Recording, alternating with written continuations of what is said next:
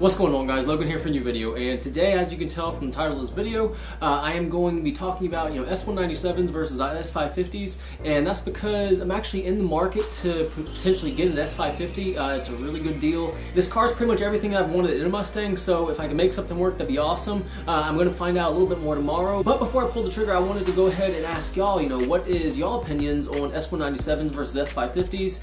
Now, the one I'm looking at is a 2017. It is a manual, so that's one thing that I'm really looking forward to because I've had my automatic for the last 4 years. It's not bad having an automatic, especially here in Houston, but there's just something missing, not being able to, manually select the gear you want to be in. The interior of the S550 is one thing I'm really looking forward to. It's just so upgraded and refined compared to my generation. The S197 just feels cheap. There's a bunch of hard plastic everywhere, and it's just, to me, it's the S550, it just feels a lot better. And as far as the styling, I do typically lean more towards the 11 to 14 as far as, it just looking aesthetically more pleasing.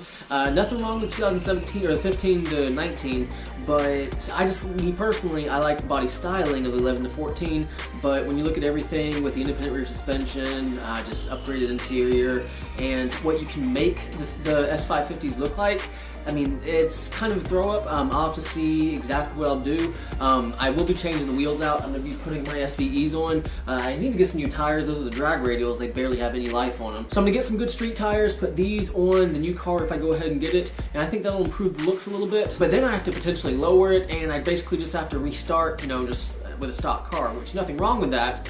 With my car, I have long tube headers on there, cold air intake, nothing really crazy on there. But then again, who knows? It'll give me a clean slate as far as, having a car that is stock, and I can upgrade, show y'all the entire process, and when I get this car, it's going to be an awesome build. And of course, I'm considering everything. Like on my car, my miles are creeping up. I have about 95,000 miles. Small things are starting to go here and there. So, that's one kind of pushing factor.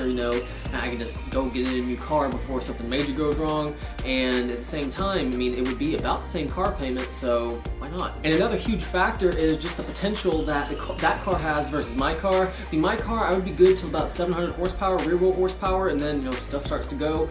With the S550s, I've heard it's more closer to about 900, and I do want to get up to that power one day. And if I have a base that's stronger, I'll just stick with that. But let me know what y'all think down in the comments as far as, negatives to keeping my car, negatives to getting the new car, and positives to both. So just let me know down below.